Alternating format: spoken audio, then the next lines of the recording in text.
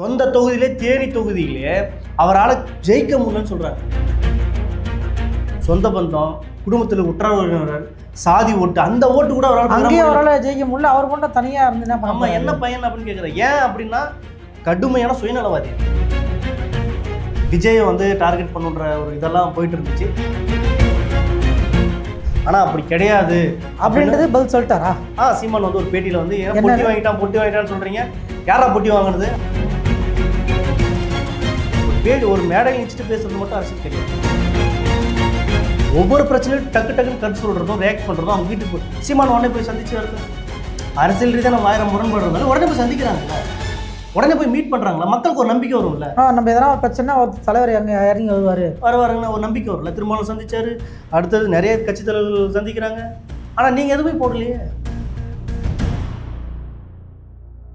ஆனா புஷியானது பேசுறதெல்லாம் பாத்தீங்கன்னா அவருக்கு இன்னும் அந்த வழக்கு மொழியெல்லாம் வரல. அரசியலுக்கான ஒரு பாடி லாங்குவேஜ் இருக்குல்ல, வரல. சேர கீழே இருக்கடா, கம்மி வேலை யாராதரா அப்படின்னு சொல்லுங்க. அதான் ஏன் சேர தூக்குறீங்க? சேரவை எதுக்கு தூக்குறீங்க? என்ன காரணம்? வெயிங்க முதல்ல.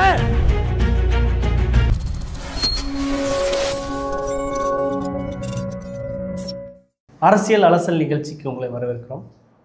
வணக்கண்ணா. சொன்னா இருக்குங்க. என்ன சிஎம் ஸ்டாலின் அவர்களை வந்து நிறைய பேர் வந்து மீட் பண்ணுறாங்க. அவங்க மீட் பண்ணாங்க, இவங்க மீட் பண்ணாங்கன்றாங்க. என்ன விஷயம்? என்ன தேர்தல்கள் வரப்போதா? தேர்தல் 2026 வரப்போகுது.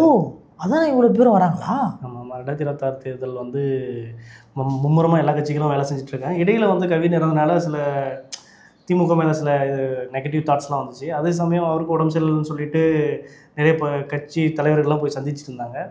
அப்படி இருக்கையில் வந்து நேற்று வந்து ஒரு வாக்கிங் போயிட்டுருக்காரு. யார்? மு.க. ஸ்டாலின் போயிருக்காரு. அந்த நேரத்தில் வந்து ஓ பன்னீர்செல்வம் வந்து அவரை போய் சந்திச்சிருக்காரு. அதாவது வாக்கிங் ஏதாச்சும் போயிருக்காரு, அவர் ரெகுலராக போகிற ரூட்டில் போயிருக்காரு. திடீர்னு ஓபிஎஸ் வந்து குறுக்கால வந்துட்டார். வாக்கிங் வந்திருக்காரு. ஆமாம், அது ஊடகங்கள் அப்படி தான் சொல்கிறாங்க. ஆனால் அதுக்கு முன்னாடி மார்னிங் தான் என்ன சொல்கிறாங்கன்னா, அவர் வந்து பாஜக கூட்டணியோட இனிமேல் நான் இருக்க மாட்டேன், வெளியே வந்துடுறேன், வெளியே வந்து நானே ஒரு கட்சி ஓப்பன் பண்ணுறதாகவும் தமிழ்நாடு முழுசும் வந்து சுற்றுப்பயணம் மேற்கொள்கிறதாகவும் சொல்லிட்டு இருந்தார். அப்படி இருக்கையில் இப்போ வந்து மு.க. ஸ்டாலினை சந்திச்சது தமிழக சூழலில் எல்லா இடத்துலையும் பேசு பொருளாக இருக்குது. ஏன் ஓபிஎஸ் வந்து மு.க. ஸ்டாலின் சந்திச்சதில் ஏன் பேசு பொருளாக இருக்குன்னா, கிட்டத்தட்ட அதிமுகவில் அவர் வந்து 3 முறை முதல்வராக இருந்தவர். அதே சமயம் எம்ஜிஆரோட தீவிர விசுவாசி. அம்மா ஜெயலலிதா அவர்களுக்கு இவர் தான் வந்து நம்பிக்கையான ஒரு தொண்டர் அப்படின்ற அளவுக்கு பேசு பொருளாக சொல்லிட்டு. இல்லை, எனக்கு அந்த இதில் உடன்பாடு கிடையாதுங்க. ஏன்னா வந்து ஏற்கனவே சர்ச்சைக்கு உண்டான அப்போலோ ஹாஸ்பிட்டல் சம்பவத்தால் நம்பிக்கையானவர்ன்ற வார்த்தைக்கு நான் வந்து இடம் கொடுக்கல. அது அவங்க உயிரோடு இருக்கும்போது வரையும் வந்து அரெஸ்ட் ஆகி ஜெயிலுக்கு போயிருந்தாங்க. ஆக்டிவா இருக்க வரைக்கும் இவர் வந்து நம்பிக்கையானவராக இருந்திருக்காரு. அப்படி வேணா சொல்லலாம். அப்போதான் அப்படி தான் சொல்கிறேன். இவங்க வந்து ஜெயலலிதா வந்து அரெஸ்ட் ஆகி ஜெயிலுக்கு போகும்போது இவங்கள தானே சஜஸ்ட் பண்ணாங்க. ஓபிஎஸ் தான் வந்து உண்மையாகவே அவங்களே ஒரு இதில் சொல்லியிருக்காங்க, உலகத்திலேயே வந்து இந்த மாதிரி ஒரு மனசு யாருக்கும் வராது. ஒரு சிஎம் பொசிஷனில் உட்கார வச்சுட்டு நீ உட்காருப்பா நான் போயிட்டு வந்துடுறேன்னு சொன்ன பிறகு திருப்பி எழுந்து அம்மா நீங்கள் உட்காருங்கன்னு சொன்ன ஒரு ஆளுன்னா அது ஓபிஎஸ் அவர்கள் அப்படின்னு ஜெயலலிதா அவர்களே பாராட்டியிருக்காரு. அந்த மாதிரி ஆட்களாக தான் இருந்திருக்காரு. ஆனால் அம்மா இறந்த பின்னாடி வந்து ஓபிஎஸ்க்கும் இபிஎஸ்க்கும் பல சண்டை, இவர் அப்புறம் துணை முதல்வர் உட்கட்சிக்குள்ள சண்டை அப்படின்ற மாதிரி பல பிரச்சனை ஆச்சு. அப்புறம் வந்து இவர் தனியாக ஒரு தொகுதியில் நின்னார், அங்கே டெபாசிட் இழந்துட்டார். தேனி மக்களில் அவருக்கு ஒரு குறைஞ்சபட்சம் ஓட்டு கூட வாங்கலை அப்படின்ற அளவுக்கு அவங்க சொல்லிட்டு இருந்தாங்க. இப்போ திடீர்னு வந்து கட்சியிலிருந்து ஓரங்கட்டப்பட்டாரா, இன்னொன்று தமிழக அரசிலேருந்து வெளியேற்றப்பட்டாரா அப்படின்ற மாதிரிலாம் சொல்லிட்டு இருந்தாங்க. பாஜக கூட தான் வந்து கூட்டணி இருந்தார் போன எலெக்ஷன் வரையும். இப்போ அது கூட கிடையாது அப்படின்ற அளவுக்கு இன்றைக்கி வந்து அந்த மூமெண்ட் போயிருக்கு. இப்போ திடீர்னு சந்திச்சனால இனிமேல் நமக்கு இங்கே தான் ரெஸ்பெக்ட் பண்ணல, திமுகவோட போய் ஐக்கியமாயிடலாம் அப்படின்ற அளவுக்கு ஒரு மைண்ட் செட்டில் இருக்காரா அப்படின்ற மாதிரி கேள்விகள்லாம் எழுப்பிட்டு இருக்காங்க. அதே சமயம் இபிஎஸ் அவர்களும் ஜெயக்குமார் இன்னும் சில அதிமுக இருக்கிற முன்னாள் அமைச்சர்களாக இருக்கட்டும், எம்எல்ஏக்களாக இருக்கட்டும், அவங்களாம் என்ன சொல்கிறாங்கன்னா, அவர் போகட்டும், கட்சியில் வந்து அவர் என்ன செல்வாக்கு உருவாக்கியிருக்காரு. சொந்த தொகுதியிலே தேனி தொகுதியிலே அவரால் ஜெயிக்க முடியலன்னு சொல்கிறாங்க. சொந்த பந்தம், குடும்பத்தில் உற்றார் உறவினர், சாதி ஓட்டு, அந்த ஓட்டு கூட அவரால் ஜெயிக்க முடியல. அவர் கொண்ட தனியாக இருந்து நம்ம என்ன பையன் அப்படின்னு கேட்குறேன். ஏன் அப்படின்னா கடுமையான சுயநலவாதியம் ஓபிஎஸ். ஏன் சுயநலவாதின்னு சொல்கிறாங்கன்னா, இப்போ எப்படி கிட்டத்தட்ட மேற்கு தொடர்ச்சி மலையில் இருக்க கேரளா, அங்கே கிட்டத்தட்ட 1000 ஏக்கரில் வந்து நிலத்தை வாங்கியிருக்காராம், கோடிக்கணக்கில் சொத்து வச்சுருக்காராம். அதே சமயம் பாஜக வந்து ரைடு விட்டுருமோன்ற பயத்தில் தான் வந்து இவர் வந்து இது பாஜக கூட கூட்டணி இருந்திருக்காரு. கூட்டணி இருக்கிறனால திடீர்னு பார்த்தீங்கன்னா ரைடு விட்டு கிட்டத்தட்ட 1000-10,000 கோடி என்னமோ வந்து இவங்க வந்து கபாலீகரம் பண்ணியிருக்காரு. இந்த கட்சி இவர் கூட இருந்த ஒரு விசுவாசமான ஆள் வந்து வெளியேறிக்காரு.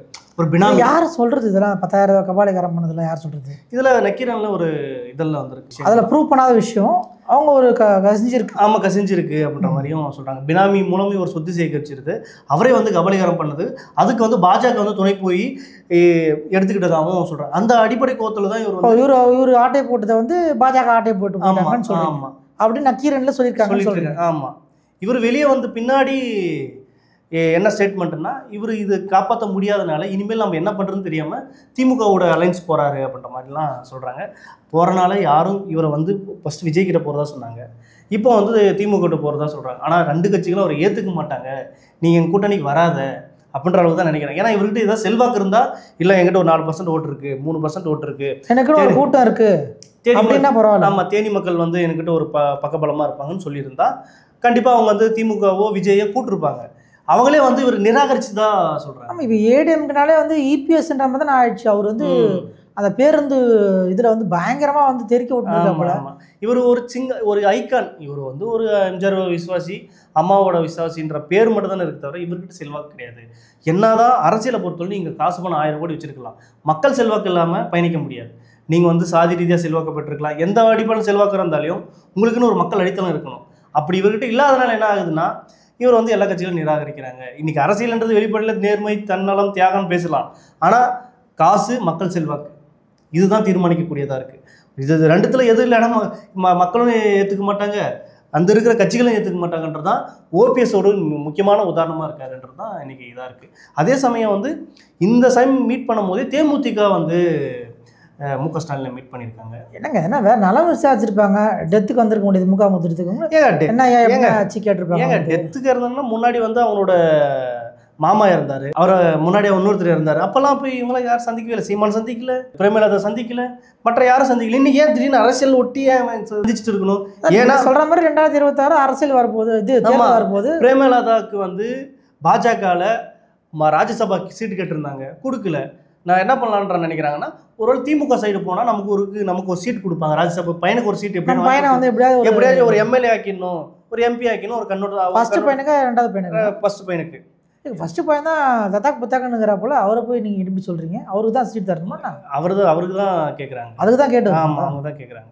ஃபர்ஸ்ட் பையன் தான் கேட்டிருக்காங்க. ஆனால் அவர் வந்து இல்லை அப்படின்ற மாதிரி கைவிரிக்கிறாங்க. ஏன்னா திமுகவிலே பல கூட்டணி கட்சிகள் நிறைய இருக்காங்க, அவங்களுக்கு வந்து சீட்டை ஷேர் பண்ணுறதுலேயே பெரிய போராட்டமாக இருக்குது. அதான் கஷ்டப்பட்டு பாவம் மையத்தோட தலைவருக்கு வந்து ராஜ்யசபா சீட்டு கொடுத்துருக்காங்க. இதை புதுசாக ஒருத்தர் வந்து கேட்குறீங்க, அதை எப்போ கொடுக்குறது? வாய்ப்பு இல்லை, நீ வேணால் வந்து என்னை சந்திச்சு பார்த்து போகல தவிர கூட்டணி அலைன்ஸ் வச்சுக்கிறதுக்கு இவங்க வரனால மற்ற கூட்டணி கட்சிகளும் அவங்க வேண்டாம் அப்படின்ற மாதிரியும் சொல்கிறாங்க.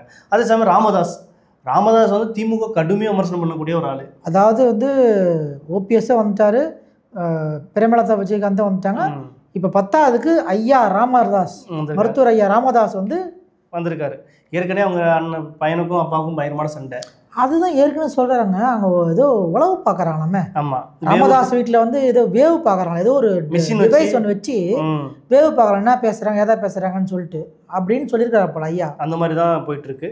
அப்படி இருக்கையில் இவர் போய் சந்திச்சனால என்ன பிரச்சனைனா, கிட்டத்தட்ட ஒரு 30 ஆண்டு காலமாக திமுக கடுமை விமர்சனம் பண்ணக்கூடிய ஐயான்றவர் இன்றைக்கி ஏன் திமுக கூட பக்கம் போகணும்? ஏன்னா இப்போ வரையும் கருணாநிதி கடுமை விமர்சனம் பண்ணுறாரு. அந்த அளவுக்கு ஒரு முக்கியமான பொறுப்பு இருக்குது. திடீர்னு ஏன் வந்து திமுக மேலே போகிறாருன்னா, இவரும் வந்து அலைன்ஸ் வைக்க போகலான்னு தான் ஒரு கண்ணோட்டம். ஏன்னா அன்புமணி வந்து பாஜக கூட அலைன்ஸ் பண்ணணும்னு ஒரு இது, இவர் வந்து திமுக கூட போகணும். ஏன்னா பாஜக கூட போனால் நமக்கு ஓட்டு வராது, கட்சி வந்து இந்த நிலைமைக்கானதே பாஜக கூட கூட்டணி போனது தான் அப்படின்ற மாதிரி ராமதாஸ் முன்னாடியே சொல்லியிருந்தார். அதனால தான் கட்சியும் வந்து உடைப்பட்டது. என் பேச்சை கேட்காம இருக்கான், என் பையன் வந்து என் பேச்சை கேட்கறதுன்ற மாதிரி கடுமை கட்சியெல்லாம் உடஞ்சி ஜிகே மணி போய் ஹாஸ்பிட்டல் அட்மிட் ஆகி ஹார்ட் அட்டாக், நெஞ்சு வலிலாம் சொல்லி அந்த நிலைமைக்கு போன கட்சி இன்றைக்கி அதே நிலைமையில் வந்து என்ன சொல்கிறார், திமுக பக்கம் போகணுன்ற மாதிரி முடிவெடுத்திருக்காரு. ஆனால் பிசிக தலைவர் என்ன சொல்கிறேன்னா, பாமகன்னு ஒரு கட்சி இந்தியா கூட்டணியோ இல்லை திமுக கூட்டணியில் வந்தால் நாங்கள் அந்த கூட்டணியில் இருக்க மாட்டோம். பாமக உள்ள வந்தால் விசிகா இருக்காது. அவர் கொள்கை என்னன்னா, ஜாதி கட்சியும் மதவாத கட்சிகளும் நான் கூட்டணி வைக்க மாட்டேன். யாரு? திருமாவளவன் சொல்றாரு. அவரே வந்து ஒரு ஜாதி கட்சின்னு தான் சீல் குத்தி வச்சுறாங்க மக்கள். ஆனால் இப்படி ஒரு 5-6 அரசியல் இருக்குங்க அப்படிதான் அப்படி ஒரு 10 ஆண்டுகளுக்கு முன்னாடி அப்படி அவருக்கு ஒரு பிம்பம் இருந்துச்சு. ஆனால் இப்போ கிட்டத்தட்ட 2015க்கு மேலே அவருக்கு பிம்பம் மாறிடுச்சு இல்லை. ஏன்னா பாஜக எதிர்ப்பு முதன்மையான எதிர்ப்பு வச்சிருக்காரு. இன்னொன்று நல்லா தெளிவாக பேசுறாரு. இன்னைக்கு இருக்க தமிழ்நாட்டில் அரசியலில் நீங்கள் தெளிவாக பேசுறாருன்னா 10 வருஷத்துக்கு முன்னாடி எப்படி பேசினாரு? அப்போ நிலைப்பாட்டில் வெவ்வேறானதான் இருந்துச்சு. ஏன்னா வைகோ மாதிரி இருந்திருக்காரு. வைகோவிட கொஞ்சம் இதாக தான் இருந்தார், இன்னும் இது வந்திருக்கு, கோளாறாக தான் இருந்தார். இப்போ நிலைமைகள் மாறி போயிருக்கு. கரெக்டாக பேசுகிறதா இருக்கட்டும், மைய அரசுக்கு வந்து கடுமையாக பேசுகிறதா இருக்கட்டும், திமுக விஷயத்தில் வந்து எந்த விஷயத்தில் எதிர்க்கணும், எந்த விஷயத்தில் நட்பாக இருக்கணுன்றதெல்லாம் தெரிஞ்சு வச்சிருக்காரு. அரசியல் நல்லா கற்றுத்தேர்ந்தவர், அரசியல் அனுபவம் கற்றுத்தேர்ந்தவர், ஆழ்ந்த அறிவு. அதே மாதிரி தமிழ்நாட்டு அரசியல்லாம் திருமாவளவனை விட இன்னைக்கு நல்லா பேசுறவங்க யாரும் இருக்காங்க அப்படின்னு கேள்வி வருது. இருக்காருங்க, சீமான் இருக்காரு. அப்படி தெரியும், எல்லாரோடும் நல்லா பேசுறாரு. ஒரு செந்தமிழ் சீமான் இருக்காரு. அவரே ஆல்ரெடி டிஎம்கே கூட்டணின்றாங்க. அதை பற்றி எதுவும் வாய திறக்க மாட்டேறீங்க? இல்லை, போய் சந்திச்சு பேசினாரு. சாட்டை துறைமுருகனுக்கு வந்து அமௌண்ட் கொடுத்தனால ஒரு ப்ராஜெக்ட் எஜெண்டாக ரெடி பண்ணிக்கிறாவும் விஜயை வந்து டார்கெட் பண்ணுன்ற ஒரு இதெல்லாம் போயிட்டு இருந்துச்சு. ஆனால் அப்படி கிடையாது அப்படின்றது பதில் சொல்லிட்டாரா?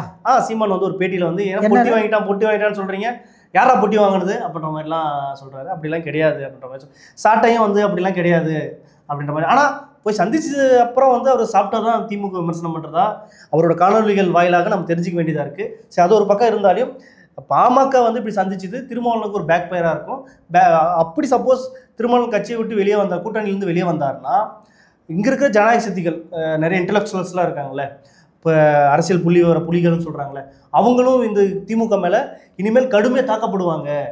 அதனால் திமுகவுக்கு விசிகா வெளியே வந்துச்சுன்னா ஒரு பேக் ஃபயர் ஆகும். அதே மாதிரி விசிகா வெளியே வந்து கம்யூனிஸ்ட் கட்சிகளும் வெளியே வந்துடும் அப்படின்ற மாதிரிலாம் குற்றச்சாட்டுலாம் வைக்கிறாங்க. அதனால் அப்படி ஒரு ஆபத்தான விஷயத்த வந்து ஆபத்தான முடிவை வந்து திமுக எடுக்காது. கண்டிப்பாக நீங்கள் சொல்கிற போது பார்க்கும்போது கண்டிப்பாக செய்ய எடுக்காது. ஏன்னா கூட்டணி கட்சிகளுக்கு இருக்கிறனால தான் திமுகவோட பலமாகவே இருக்குது. ஏன்னா அதிமுகவிலிருந்து இபிஎஸ் வந்து தொடர்ச்சியாக வந்து கம்யூனிஸ்ட் கட்சிகளும் திருமாவளவனும் கூட்டணிக்கு அழைச்சிட்டே இருக்காரு. விஜய் ஒரு பக்கம் ஆரம்பித்த கட்சி ஓப்பன் பண்ண விசிகா அழைச்சாரு. அப்போது இப்படி இருக்கையில் விசிகா வெளியேறினா மற்ற கூட்டணி கட்சியும் வெளியேறிடும். இப்போ இன்கேஸ் விசிகா வெளியேறுது அப்படின்னா எங்கே போய் சேரன்றீங்க? இல்லை, அப்படி வாய்ப்பு இல்லை. அப்படி பாமக வந்து உள்ளே வர வாய்ப்பு இல்லை. ஏன்னா ஏற்றுக்க மாட்டாங்களே. ஏன்னா இவர் பாமக உள்ள வந்தால் கம்யூனிஸ்ட் கட்சியிலும் வெளியேறிடும், திருமாவளவனும் வெளியேறிடுவார். ஏன்னா இவரும் ஒரு 5% ஓட்டு வாங்கியிருக்காரு, இவரும் வந்து 5% ஓட்டு வாங்கி வச்சுருக்காங்க கம்யூனிஸ்ட் கட்சிகளும். அப்புறம் இயல்பாகவே பாஜக எதிர்ப்பு அப்படின்ற ஒரு மனநிலையில் வந்து ஒரு நிறைய செட் பண்ணியிருக்காங்க. அப்படி இருக்கையில் இப்போ வெளியேறினா பாஜகவுக்கு இன்னும் கொஞ்சம் சாதகமாயிடும்ன்றது தான் நிலைமைகளாக புள்ளிவிவரங்களாக சொல்லிட்டு இருக்காங்க. அப்படி ஒரு முடிவும் ஆபத்தும் எடுக்கக்கூடாதுன்றது தான் எல்லா கட்சிகளும் சொல்லிட்டு இருக்காங்க. சரி, இந்த கவின் கேஸில் வந்து திமுகவோட நிலைப்பாடு என்ன? அதெல்லாம் முன்னெடுத்து வந்திருக்கிறாங்களா? என்ன போயின்னு இருக்கு? இல்லை, திமுக வந்து மௌனமாகவே தான் இருக்காங்க. ஏன் மௌனமாக இருக்காங்கன்னா, மௌனம் சம்மதத்துக்கு அறிகுறி அதுவா?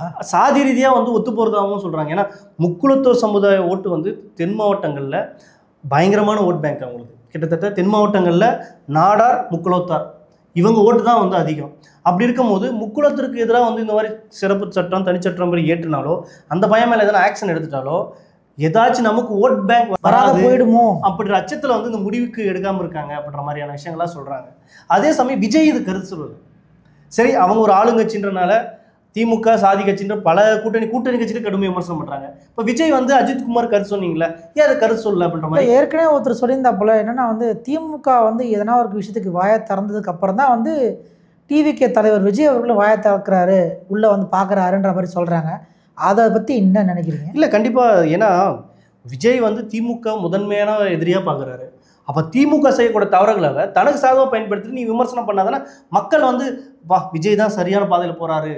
எப்படி நீங்கள் அஜித்குமாருக்கு ஒரு ஆர்ப்பாட்டம் பண்ணீங்களோ அதே மாதிரி போய் அவரோட வீட்டில் போய் சந்திச்சு நீங்கள் ஒரு ஆர்ப்பாட்டம் பண்ணியிருந்தா அந்த மக்கள், ஒட்டுமொத்த தமிழக மக்களும் விஜய் சத்தியமாக சொல்கிறேன் இதை விட சரியான வழியில் போக முடியாது அப்படின்ற மாதிரி மக்கள் வந்து கோரிக்கையை நிச்சயிருப்பாங்க. இன்னொன்று விஜய்க்கு ஒரு செல்வாக்கு ஏறி இருக்கும்ல, ஏன் விஜய் இதை பண்ணலன்றது தான் கேள்வியாகவும் இருக்குது. அப்போ திமுக மாதிரியே நீங்களும் விஜய் சிந்திக்கிறீங்களா அப்படின்னு கேள்வி எழுதுல. நம்ம திமுக மாதிரின்னு சொல்றதா இல்லை திமுகவே தான் அப்படின்ட்டு சொல்றது அப்படின்ற கேள்வி. ஏன்னா ஆதவ அர்ஜுன் ஒரு அறிக்கை விட்டுருந்தாரு, கவின் வந்து இறந்த பின்னாடி ஆதவ அர்ஜுனுக்கு அறிக்கை விட்டுருந்தாரு. என்ன படுகொலையா என்னதுன்னு தெரியல அப்படின்ற மாதிரி ஒரு அறிக்கை. அது ஆணவ படுகொலைன்னு எனக்கு தெரியல அப்படின்ற மாதிரி காமனாக. அது எப்படி ரஜினிகாந்த் மாதிரி ஏர்போர்ட்லேருந்து வெளில ரஜினிகாந்த் கீழே கேட்ட மாதிரி ஆதவ அர்ஜுன் பேசுகிறாரு. அப்படிதான் அறிக்கை விட்டுருந்தாரு. அப்புறம் வந்து கிட்டத்தட்ட கட்சி நிலைமைகளில் ஸ்போக்ஸ் பர்சனில் இருக்காங்கல்ல, லைலா மணி, டிவிகே ரமேஷ், அவங்களாம் ஆணவ படுகொலை தான் அப்படின்ற மாதிரிலாம் பேட்டி கொடுக்குறாங்களே தவிர ஆனால் கட்சி சார்பாக இன்னும் இது வரையும் அறிக்கை வந்ததில்லை அப்படின்றது தான் இன்னைக்கு கேள்வி. ஒரு கண்டிக்கிற மாதிரி எந்த ஒரு விஷயமும் வந்து டிவிக்கு வரல அப்படின்றது தான் இருக்குது. அதே சமயம் எல்லா ஊடகங்களும் சில கட்சிகளும் பாரஞ்சித் போன்ற சில ரசிகர்களும் அவங்களாம் வந்து கடுமையாக விமர்சனம் பண்ணுறாங்க. விஜய் வந்து என்ன பண்ணுறீங்க அப்படின்ற மாதிரியான விஷயங்கள்லாம் கேள்வி எழுப்பிட்டுருக்காங்க. விஜய் என்ன பண்ணுறாருன்னு ரஞ்சித்ன்ற பேர் ஆள்லாம் கேட்குறாங்க. ரஞ்சித் கூட்டம் அதுக்கு அவருக்குன்னு சில ஊடகங்கள்லாம் வச்சுருக்காரு. அந்த ஊடகத்தை தான் கேள்வி கேட்டிருக்காங்க. கார்ட்டூன்லாம் போட்டு வந்து ட்விட்டரில் ட்ரெண்ட் பண்ணியிருக்காங்க விஜயவை. இன்னும் என்ன பண்ணிட்டு இருக்கீங்க அப்படின்ற மாதிரிலாம் கேள்வியெல்லாம் கேட்குறாங்க. இன்னும் நான் படிச்சுட்டு இருக்கேன், ஆணவ கொலைன்னு என்னன்னு தெரியாது, பார்த்துட்டு வரேன் அப்படின்ற மாதிரியான விஷயங்கள்லாம் அவங்க கிண்டலும் கேள்வியும் பண்ணிட்டு இருக்காங்க. விஜய் தரப்புலேருந்து இன்னும் எதுவும் வரல. அதே சமயம் இப்போ வெளியிட்டாருன்னா விஜய்க்கு இன்னும் பேக் ஃபயராக தான் ஆகும். ஏன்னா இவங்களாம் சொன்ன பிறகு ரியாக்ட் பண்ணுற மாதிரி ஆகிடும். அப்படி ஆகிடும் அப்படின்ற நிர்பந்தத்தில் கூட ஒரு தலைவராக இருந்ததுன்னா அஜித்குமார் மேட்ருக்கு அவர் லேட்டாக தான் ரியாக்ட் பண்ணார். எனக்கு இதெல்லாம் இந்த டாப்பிக்கெல்லாம் டிஸ்கஷன்லாம் முடிஞ்சு பின்னாடி லாஸ்ட்டாக தான் ஆர்ப்பாட்டமே பண்ணார். அதே மாதிரி இதுவும் அப்படி ஆயிடுச்சுன்னா அவர் ஓகே இவருக்கு எந்த செய்தியும் படிக்கிறது போல், தமிழ்நாட்டை பற்றி இவருக்கு ஒரு ஆலோசனை சிந்தனையே கிடையாது போல் அப்படி ஒரு கேள்வி இலவாங்கல்ல, திரும்ப போய் இலவில்ல. அப்போ இவர் மக்களை ஆளக்கூடிய தலைவரா அப்படி ஒரு மக்களுக்கு ஒரு சந்தேகம், மக்களை பற்றி தெரிஞ்சிக்காத தலைவரா அப்படின்ற மாதிரி. ஆமாம் அப்படி ஒரு இதாகிடும். ஒரு மேடையில் நினச்சிட்டு பேசுறது மட்டும் அரசியல் கிடையாது. ஒவ்வொரு பிரச்சனையும் டக்குன்னு கருத்து சொல்கிறதும் ரியாக்ட் பண்ணுறதும். அவங்க வீட்டுக்கு சீமான் உடனே போய் சந்திச்சு வரல, அரசியல் ரீதியாக நம்ம 1000 முரண்பாடு உடனே போய் சந்திக்கிறாங்களே, உடனே போய் மீட் பண்ணுறாங்களா, மக்களுக்கு ஒரு நம்பிக்கை வரும்ல. நம்ம எதனா ஒரு பிரச்சனை ஒரு தலைவர் அங்கே இறங்கி வருவாருங்கன்னு ஒரு நம்பிக்கை வரும்ல. திருமாவளவன் சந்திச்சாரு, அடுத்தது நிறைய கட்சி தலைவர்கள் சந்திக்கிறாங்க. ஆனால் நீங்கள் எதுவுமே போடலையே. அப்போது இந்த இடத்துல தான் விஜயோட ஆளுமை வந்து நிறைய இடத்துல கொஷின் பண்ணுற மாதிரி இருக்குது அப்படின்றது தான் இருக்குது. இந்த எம்புலத்தின்னு சொல்லிட்டு இந்த ஆதவ அர்ஜுனாவும் புசி ஆனந்தும் வந்து தொடர்ந்து அந்த பேச்சு திறன் இல்லாமல் இருக்கிறாங்க. அதனாலே டிவிகேக்கு வந்து டவுன் ஆகுதா? இல்லை அரசியல் கட்சிகள் ஆரம்ப காலகட்டங்களில் அப்படி ஒரு நிலைமை இயல்பு தான். இப்போ பார்த்தீங்கன்னா மு.க. ஸ்டாலின் நீங்கள் வந்து எந்த லெட்டர் இல்லாமல் நீங்கள் கொடுக்க வச்சு பேச வச்சிங்கன்னு வச்சிங்க, அவரே ஒழுங்காக பேச மாட்டார். நீங்கள் அவரோட பேட்டியில் எடுத்து பாருங்களேன். சீமான் வந்து ஒரு பேட்டி கொடுக்குறாருன்னா 1 மணி நேரம் கொடுக்குறாரு. பேச்சுன்னா மேடையில் வந்து 1 மணி நேரம் பேசுகிறாரு. நீங்கள் மு.க. ஸ்டாலின் சமீபத்திய ஒரு 10 நாட்கள் இல்லை ஒரு வருடத்துக்கான பேட்டியை எடுத்து பார்த்தீங்கன்னா 10 நிமிஷம் மேலே பேச மாட்டார். ஒரு 20 நிமிஷம். நீங்கள் கிட்டத்தட்ட ஒரு 30-40 வருஷமாக நீங்கள் கட்சி பணியில் செஞ்சிட்ருக்கீங்க, மக்களோட இருந்திருக்கீங்க, நீங்கள் பேசலாம். அவருக்கு ஒரு கட்சி இப்போ தான் தொடங்கியிருக்காங்க, இப்போ தான் அவங்க வந்து ஒரு கத்துக்குட்டிகள் அப்படின்ற அளவுக்கு சொல்கிறாங்க நிறைய பேர். ஆனால் அவங்களே ஒரு குறிப்பிட்ட அளவுக்கு முயற்சி பண்ணுறாங்களே. ஆனால் அந்த மாதிரி விஷயங்கள்லாம் நம்ம இது சொல்ல முடியாது. ஆனால் புஷி ஆனந்த் பேசுகிறதெல்லாம் பார்த்தீங்கன்னா அவருக்கு இன்னும் அந்த வழக்கு மொழியெல்லாம் வரல. அரசியலுக்கான ஒரு பாடி லாங்குவேஜ் இருக்குல்ல, வரல. சார கீழே இருக்கடா, கம்மி வேலை யாராதரா அப்படின்னு தான் சொல்லிட்டு. அதான் ஒரு அரசியலுக்கான ஒரு பாடி லாங்குவேஜ் இருக்குல்ல, நல்ல மெல்லிய தமிழ் நடையில் பேசுகிறது, இலக்கிய மொழியில் பேசுகிறது, அப்புறம் எதுகை மூனையை பயன்படுத்தி பேசுகிறது அப்படின்ற வார்த்தைகள் நம்ம அவருக்கு இன்னும் பயன்படலை அப்படின்றது தான் இருக்குது. ஆனால் ஒரு அரசியல் தலைவருக்கு மிக முக்கியமானது அவசியமானது அந்த மாதிரியான பேச்சு திறமை, அந்த அடுக்கு மொழிகள்லாம் ரொம்ப முக்கியமானது, கண்டிப்பாக மேம்படுத்தி ஆகணும். ஆமாம் அப்படின்ற அளவுக்கு தான் இருக்குது. ஆனால் அவர் செய்யலை அப்படின்றது தான் இதாக இருக்குது. அதுவும் மற்ற கட்சிகளுக்கு இது ஒரு பேக் ஃபயர் ஆகிடுது. என்ன இது எம்புலத்தின்றாரு இப்போ ரீசெண்டாக ஒரு இதில் எம்புலத்தின என்ன வேர்டுன்னு என்ன அர்த்தமே புரியல. இல்லை அவர் பேசுனாலே சர்ச்சை ஆகிடுது. இப்போ புஷி ஆனந்த் வந்து மைக்கை நிச்சு ஏதாச்சும் பேசினாருங்க, வேற ஏதோ ஒரு வார்த்தையெல்லாம் பயன்படுத்த ஆரம்பிச்சிடுறாரு. அப்படி ஒரு நிலைமைகள் தான் இருக்குது அப்படின்றது தான். பல்வேறு அரசியல் சார்ந்த பதிவில் வந்து அடுத்த முறை சந்திப்போம். அதுவரை உங்களிடம் விடைபெறுவது டால்ஸ்டாய்.